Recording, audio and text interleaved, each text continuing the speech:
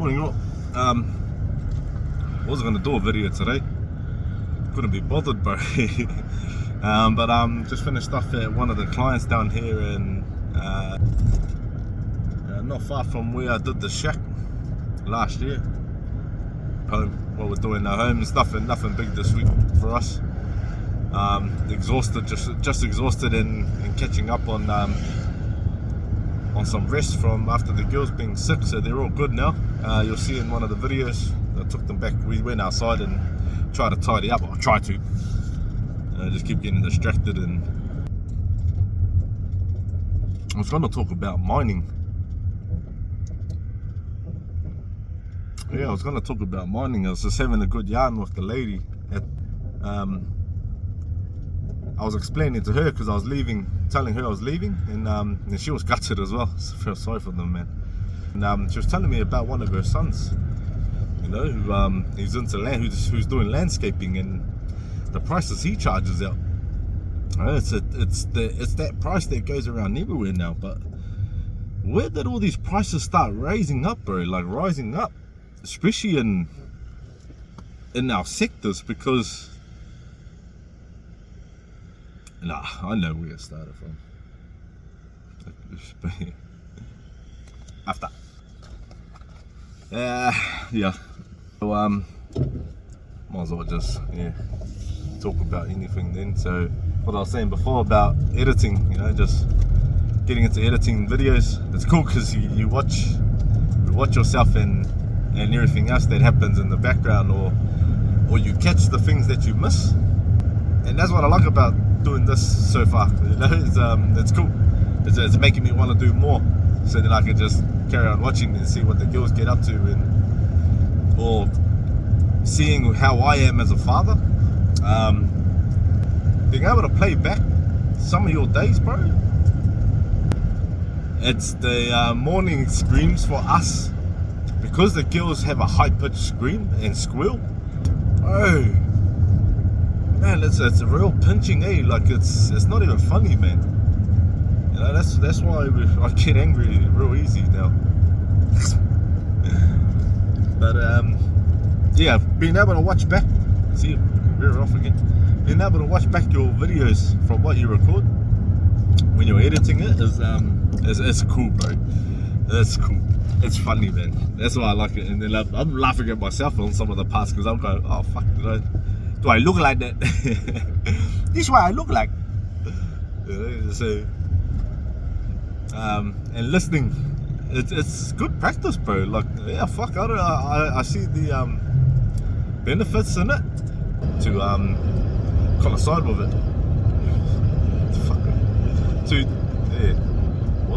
Like my knowledge for words, bro, just gets lost when I'm on this fucking camera. Pissing me off too, because I can talk shit when I'm with other people and that, but as soon as I'm doing this, but yeah, so I was into photography, bro, and I started that because I wanted to get better photos of the kids and my family, and my mum's a big photo person, man. Like all islanders, we all have that mum or that uncle that loves to just take photos no matter where you are. And mum was that. Mum was always that. She was always taking photos, capturing moments. I was always embarrassed, bro. Like, sorry mum, but yeah, like, bro, I was embarrassed. Not embarrassed, just embarrassed when I'm sitting there and then having a nice conversation with the cousins, and then mum comes, okay, used to all of yous, huddle up, take photo.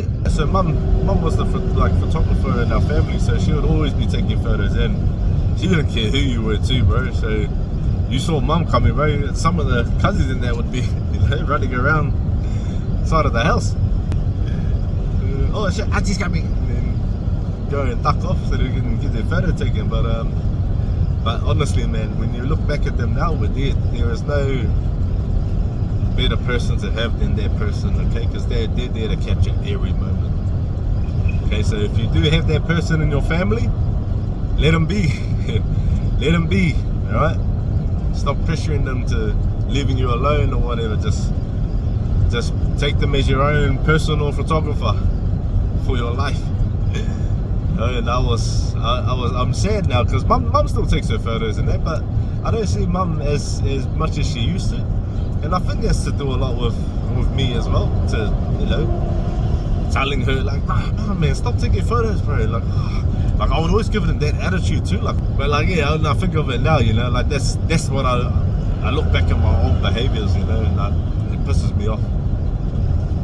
But it teaches you, you know, like yeah, it teaches you. So if you do have that photographer in the family, let him be.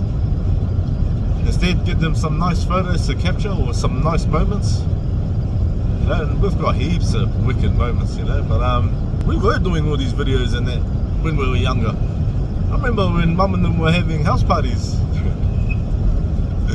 I remember when we were having family functions. No, we didn't have that much house parties, but like I just remember there was this house party that, like, every time we were at a family house or something, they would end up always having a video camera there. And we'd always be recording, yeah, but they're all on videotapes, VHS, yeah, I think they're VHS, but they're all on those, you know, and we haven't converted any of them to DVDs because there's no DVDs anymore. Even DVDs are starting to outstink, you know, and that's weird because that only just came through, man. Like that come through, and I was thinking to myself, after MP3, I was like, man, MP3, this is it. This is as far as technology comes for this sector. CDs and tape recorders, and now MP3. CDs came out here, and we were remember burning videos and music CDs, bro. When I was at school, G, like I was probably almost that DJ in school. Like I had all the sounds, bro, because my uncles and that were DJs in Auckland. You know, so they would DJ the Auckland clubs and that, and especially when I would go down on the holidays. So I moved up north, had my school days up north, my college days up in Wellsford, and so the school holidays I used to go down to Auckland and work with my other dad. So my dad's oldest brother, I call him Dad too. Yeah, so I used to go down and work with the old man, and he's the one I get the bottles to for his hot bottles. So my dad's older brother, so my uncle, okay? You guys know what I mean. But yeah, so I'd always go down to Auckland on the holidays and work. So I've always worked, bro. That was from my old man. My old man always taught me to just work. And one thing I always remember him saying was always concentrate. You know me then, man, and jeez, man, like the challenges you must have had with me. I'm sorry, Dad. But I do, man. I do that, you know, like you'll see it through my work stories and through some of the work memories.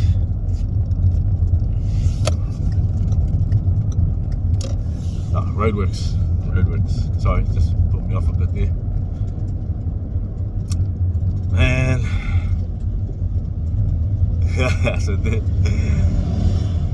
just a quick one. You know, just so you guys know, when you guys are driving past the roadwork fellas, we're not all just standing there watching one person work, okay? You gotta understand that when you're working on the roads, there are so many different contractors, okay? We're all different contracts. So everybody has a vital role to do on the roads. So when it's almost your time to do your job, to do your task, you gotta be there ready after the next fellas. So when you see 10 fellas standing around and you see 2 people digging, understand they're waiting for those 2 people to finish digging. Why did they jump in there? Understand this as well. When you have too many people trying to do the same job, it makes the job longer. And we'll explain more of these tongue twister thingies later. But that's a quick one. Yeah, so when you're seeing guys on the side of the road, we're not all just standing there watching somebody work for the whole day, all right? We're literally standing there, so when they're finished, bang, we're straight into it. You know, we're dead, because we don't fuck around, bro. Like, no, we don't, like, fuck, gee, man. I wish I had some videos of me on the spreader truck. I'm hoping some of the boys, if you're watching this, please send me some of those videos, gee. But, bro, bro, like fuck, we had some fun times, man. And that's a different story, anyways. That's for another video. So yeah, so yeah, going out to Auckland. Always went down to Auckland. My uncles in there were the DJs, so they always had the music, and I was their DJ in school. And I used to have all these CD folders, heaps of them, bro, like fuck, heaps of them, just all full of burnt CDs. Yeah, I used to go down to my uncles, and bro, and I'll be down there for fucking days, bro, just bumping the sounds. And he introduced me into some of the remixing programs that he used to use. So my uncle and my uncles are all vinyl and turntables, and then I've got my other younger uncle, the cool younger technology uncle, and he was the one that introduced me into the technology side of doing what we do, but doing it with technology. So so he showed me this remixing program that we used, Mixmeister, fucking gangster thing, bro. I still use that today, dude. I haven't used it in years and years, but I'll still use it today if I was to ever go and use a program, bro. Mixmeister, man, it's wicked, it's cool. And I've done a few remixes on SoundCloud as well, so I listen to them now, like someone's like, yeah, cool, like, yeah, mean, but like I can hear the fine tuning that needs it now, that it needs, And I've always thought about it, but there's one remix on there that goes for like an hour and something, bro. That's like over a span of 9 years, G. Like when I started that one, I didn't know where, like, I'll just start with one song, but then sometimes when I'll do another cool mix, I'll add that one into it, but I'll have to try and find the place to mix it in. Like you can't just make two cool remixes added into each other and they don't work they don't work one after the other. So yeah, so every time I was doing a remix, I'd always just have it sitting in the bank, just sitting there, and then whenever I do another remix, I'd always be like, oh fuck, that sounds, this other one can hook onto that, and then I'll go back into the files and grab that sample or that remix that I did and then add it onto it, and then eventually over the time managed to make about an hour 20. Towards the end, there was just a couple, I think there was only one full song I threw at the end of it just to get that extra bit of time. But just giving something for the ears to listen to, something for the ears to just be like, I like this. That's all it is. It's not so much trying to find the people that you're trying to impress, because a lot of the fair enough again, fuck me. Anyway, technology. Fuck, what was I saying? I did photography, so I covered that aspect side of editing, and I took up photography to capture moments, and I loved it, man. I loved the fact that you could tell a story from an image, bro. And I think, to be honest, like I'm still probably wanting to do that more, like creating a scene and capturing it, and then allowing people to just sit there and stare at it, man. Because then I'd like to see them, I'd like to watch them and watch their mind process, take it in, and then just think, damn, what's your mind feeding in? Is it admiring the work that's been put into it? Is it admiring the picture itself? Is it creating a new creative path in him and the person, or her, whoever's looking at the photo? Now that's what I wanted to do. So when I was doing it too, I was in a darks. I wasn't in so much, but I was moving into a dark mind. I think into my dark matter mind. Not evil, not like I wasn't like going dark like that, like fuck, like trying to be evil, but my mindset was set along those sides, like just in that type of way of thinking, like what is death? What are struggles? What is this? Like, and why do people commit suicide? Like stuff like that, G. Like this, that's the stuff that I was into, especially when I was in photography, and that's what I wanted to try and capture, because you can't really explain something that's that deep through words most times, but in pictures, bro, you can definitely make some damages, man, or put a dent into like suicidal awareness. I'll give you an example, bro, because one photo I wanted to do, I'm just gonna do a couple of blocks because I'm here. I'll show you. Because what I wanted to do was I wanted to create a scene for one of the family members, you know, going through tough times. And I just wanted them to understand, like, bro, just, you know, hold on, G, hold on. We're here. You know, don't go anywhere. There's no need to. Okay, everyone, there's no need to go anywhere. Okay, you got people out there that'll help you with it. I'll try to help you guys through it. But one scene, I'll try and picture out a scene for you so you guys can try and maybe picture it in your head as I say it. So this particular scene that I wanted to try and capture on a photo, on a photography camera, it was the mind process was set around suicidal thinking for the people that go the full yard with it, you know, that go the whole extent with it. And it's sad, bro. Like, it is. It's sad. It's what's even sad is that the mind of what it's going through at that time, and not any other minds around it to collaborate with it, to help it, guide it to where it's not so potent, man. And I'll speak more on this. So that's like I was saying about let me get this steering wheel off my face. And that's what I was saying talking about dimensions. Yeah, so when I said something in the other video about dimensions, and then I ended up losing it. But that's along this, like these talks and mind thinking is along that path of dimensions. I've pulled over to the side of the road too, just so I can speak about this thing, because I think it's a good topic, and you know, to bring up now. And so yeah, so I wanted to create this scene where the person can look at it and then just pick everything from it, you know, like just like no matter where you looked on the photo, you could adapt to it or understand it. You could almost see different minds in the one photo, you know, just the one photo, not so much just the person that's trying to commit suicide. Everyone can see that, everyone already knows what's going on there, but what I want that person in the middle to see is what's happening around them, to understand that they're not alone, that yeah, hard topic. Shit, I didn't think it was going to be this hard. But yeah. Hold on, let me get my bearings. Yeah, let me get my bearings, G. Because I'm looking at these things here, bro. So, well, the scene's similar to fucking just like this, bro. Like, what a fucking spot to pull up in, G. Yeah, so some of those, like, something like that tree there, that one there, was the sort of tree that I had in the image. Bro, that whole scene there, almost, bro.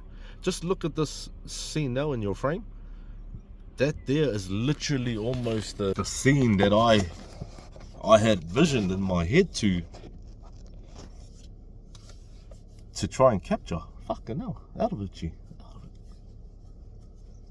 So yeah, so the scene I wanted to capture was the family member on the rope, you know, around the tree,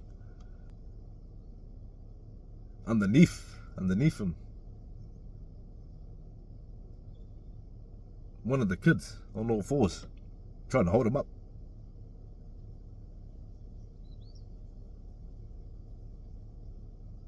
Fuck, gee. Nah, fuck, it's too deep.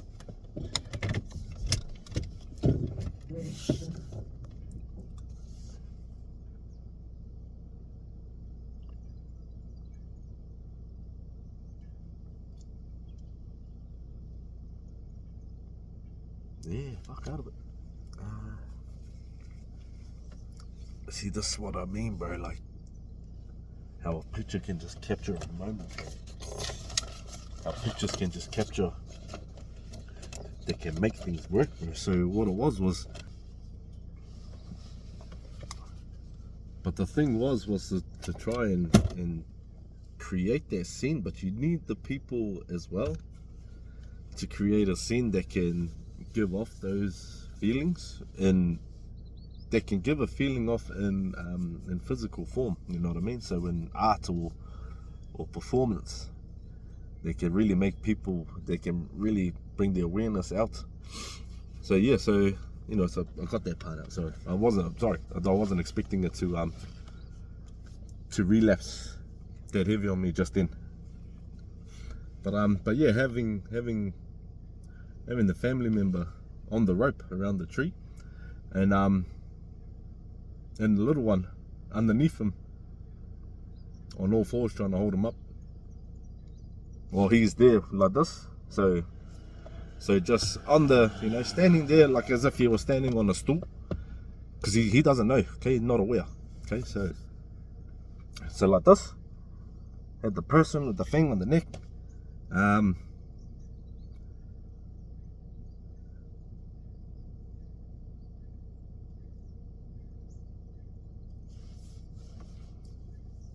then having the loved ones on the other end of that rope, like the tree, like having two of them.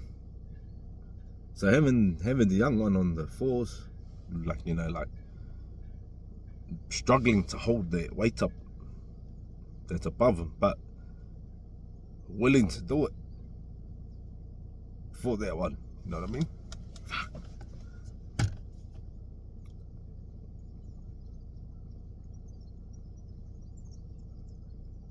Gee, you hurt me, G, with these thoughts that you were going through, bro. I can't sit here and look at that, bro. It's fuck, that's out of it, G. Fuck me. So yeah, me and nature, we're pretty connected, eh? Like I was saying before, you know, the karma-like energies, what I was into, and make my own understanding to the whole lot. Fuck, I don't even know if I can put this in the videos, G. I might actually end up editing this part out and saving it for another video, maybe. Or not even, but I have to. No, I have to, bro. It's like that was the whole reason why it made me stop there and start talking about it. The suicidal rate that's out there is massive, and it'll probably just keep climbing too. So yeah, so what I wanted to do was paint that picture for people to look in, and just to make an understanding, especially for the ones that are going through that process. I wanted them to see you're not alone, but what you need to see is everything around you. Okay. I want you to see everything around you that happens after you've done it. Alright? And not many people will be able to come back and say, I know what you mean now. Because if you've gone through with it, well, you've gone through with it. I fucking hope you guys don't, man. Please don't.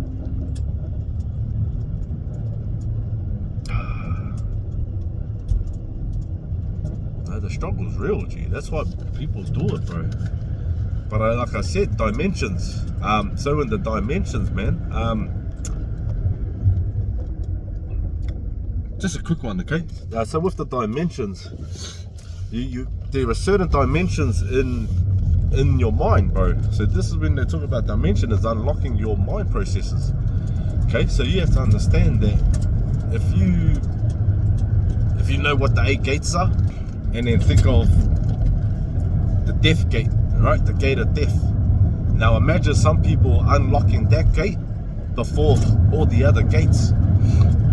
Okay, and if they unlock that gate, along with like some other gates beside it, because we all unlock our dimensions at different times, guys.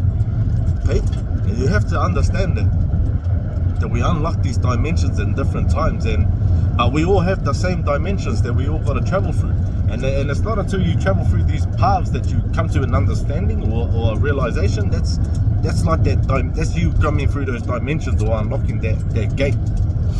Okay, so like the 8th gate, so like the 8 gates, so the death gate is like that, like it'll be connected towards just like people who would think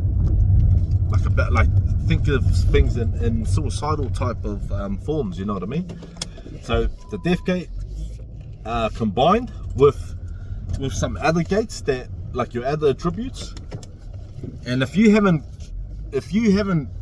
knuckled or nailed those down, bro, it plays different roles, you know what I mean? So my quick understanding to some people that may have a suicidal thought is that they've unlocked the death gate. And see, this is, I think I'm gonna do a topic on this alone. We're gonna say that I'm gonna do a topic on this alone because I've already done a couple of blocks around from the house where I did the fence. So I'm going back to that one now. So I'll go there now to cut off that bush that I didn't cut off when I was there, and maybe move some of that tree that I left over at the neighbor's house. But that's what I'm doing now. So so I'll leave it at that. But so I'll try and paint this picture out real quick for you. Now I'm alright now. So family member around the rope, the little one underneath him trying to hold the weight, having the old man and the siblings on the other end holding him up, like almost like pulling against the tree, to try and leave slack in his rope, so then it's not tight, and then like that. But for the lighting, so the lighting being from a fireplace or dark, like pitch black dark, so then the lighting that you're getting is only coming from the fireplace itself. That creates another scene. It doesn't give too much for the viewer to be like to sort of like, it's not taking their focus away from the issue itself. The issue itself is suicidal. It's not so much, it's everything. It's the mind process. I think a lot of people would probably stop. I think a lot of people would probably stop if they knew or understood what happens after they leave with everyone else, everyone that loved them, everyone that's unaware of their situation, to be like, gee, why didn't you reach out? Or why didn't I say something? Like, your absence creates more havoc than probably the havoc you're going through to be able to get to that point. So I understand that everyone's got their own struggles and pressures. It doesn't mean yours is not any less, okay? It just means that we all have our own paths and travels that we do go through, guys. But hands down, bro, like if somebody was to come up to you and say, look man, I want to neck it, you would definitely just drop anything you were doing and just be there to help them not do it. Even if you didn't know the person, bro, I guarantee you, someone came up to you on the spot right here and now and said that to you, you wouldn't put a cold shoulder to it. And if you did, get fit. I'm at the house now. Almost missed my turn. But yeah, so I'm gonna leave it at that. Gee, fuck, I wasn't expecting this conversation to get to there. But I'm back here at that house where I did the fence. Look at the driveway, it's nice. Yeah, so back here now, just gonna go through and cut that bush up. Cut the bush that I didn't cut down for them last time. I will show you the house. But yeah. Alright, well I gotta do this and then I got another client to go to. So I'm actually covering all 3 areas today, G. It's actually quite a big drive. But yeah, so I gotta do this one here. I'll probably take some quick videos of it. And then yeah, I'll jump back on and continue the conversations with Uncle Don Don again. Alright. So should I just use Uncle Don? My nieces and nephew call me Uncle Don Don. So that's why I just named this channel that. So if they were watching it, they'd be, oh, Uncle Don Don. But yeah, I didn't know what I was gonna like name it or use the name, you know. I was just gonna, the Don. Fuck me, I've had that many nicknames here too, G. Yeah, excuse the eyes, Chinese eyes. But nah, yeah, that's just the little Terry one from the story. Fuck yeah, like I said, wasn't expecting it to cut me deep like that, G. Shit, brought back some deep memories. But again, like I said, it's not until you start reminiscing some of these things you actually realize, fuck man, how far we've actually come from there. And yeah, and the bro's good. No, we're still working through it. We've worked through it. Sorry. We have. Yeah, we have. Yeah. So but yeah, just to get the memory back to that timeline again, back to then. Yeah, shit, doing it again. All right, gonna go in and do this, and then try to act tough. So I'm gonna go wipe my eyes before I go see the client, or I might just leave my glasses on. Hey mate, how you going? Put a deep voice on. Hey mate, you been growing? No. Hey, you been growing, mate? Are you a sugar baba? No. All right then. All right. So yeah, just going around now trying to find a wheelbarrow because I didn't bring mine. Again, I come out here again without my tools. Welcome to the Outback, mate. Yeah. Bro, there's always wheelbarrows out here, cheap. And now there's not one. So what was I saying earlier? Oh yeah. Well, now that I'm out of the car, I feel a lot better now, so I feel like I can probably talk a little bit more deeper about the dimensions. So yeah, so with your gates, you know, like so a good example for this, we unlock our own dimensions at different times. Yeah, let me talk about this real quick. So what I was saying before, you know, like if you know what your 8 gates are, like so it's similar to that, too. So like unlocking these gates, but we unlock them at different times. So unlike the 8th gate where you unlock every gate sequentially, this what for us, we unlock our gates at different times in our own lives, bro. So it all dependent on where you are in your life at the time will determine what dimensions get unlocked quicker than the others, you know what I mean? So anyway, so let's just say somebody understands more about death, and your next attribute is to learn. And so for the example I was trying to say was that there's this girl.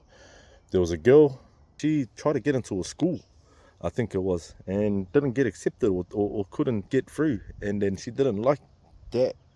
And she committed suicide, you know. And the story, I was reading the story on her, and I was just thinking, like, man, like this girl, like, sounded switched on, bro. Too young to do what she did, but to not have anybody around her to guide her, or just to tell her, like, hey, like, maybe you're going through this at the minute, like, you know, ease up a bit, like, understand that if you fail.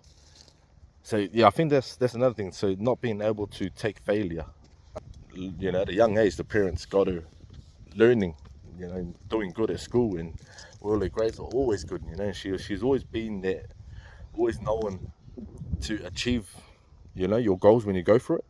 When you set your own goals, you achieve them. And then, so she's set upon this mindset, okay? If you're tapped into your death gate, you've almost reached a high pinnacle point in what most people can't reach in their lives until they get to a certain point in their older life, when they're older. But if you're attacking some of these gates, the real crucial gates anyways, if you're unlocking some of these at a younger age, before some of your other attributes, it's going to play a role on you. And if you don't have other people that understand these dimensions and stuff like that, you're not going to have anyone there to explain it to you. So yeah, getting to a point of, after achieving so many things, you're now at the top of your class all the time. You got to think of that mindset, man. If she's thinking that she's all probably going to get it, she's probably going to get in, that's probably the mindset. Oh, I'm probably just going to get in anyways because I've been doing pretty good, my stats are good, this is good. Parents are probably, you know, feeding it on as well. Like, yeah, you know, you're doing good.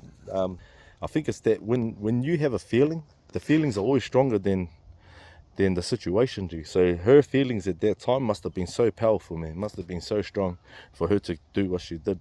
Yeah, she couldn't accept failure, Okay, she couldn't accept failure, so then she went and committed suicide, and that's sad, bro. That's so sad, G. You know, for the family members too, for the parents to maybe not even understanding what they were pushing their kids to do, just learning, telling them, oh, you know, and only telling them stuff like, if you work hard, you'll get what you'll get.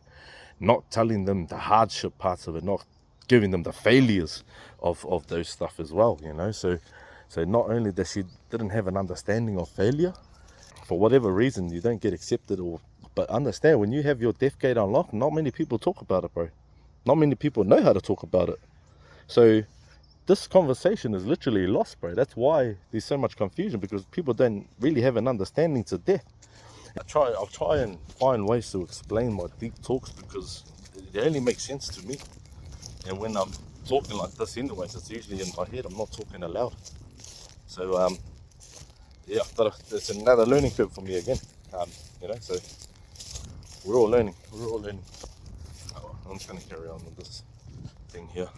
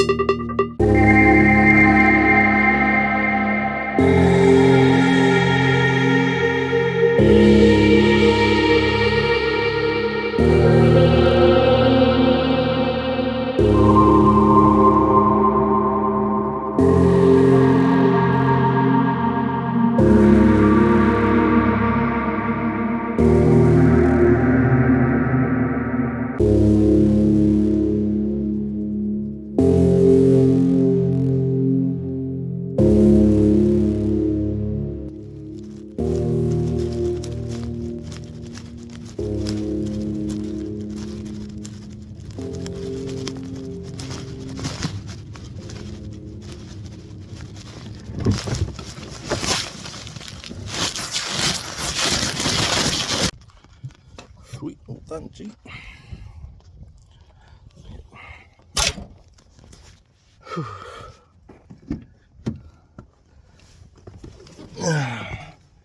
Is the hoi ho back? No, he's not back. He didn't come out. Get it.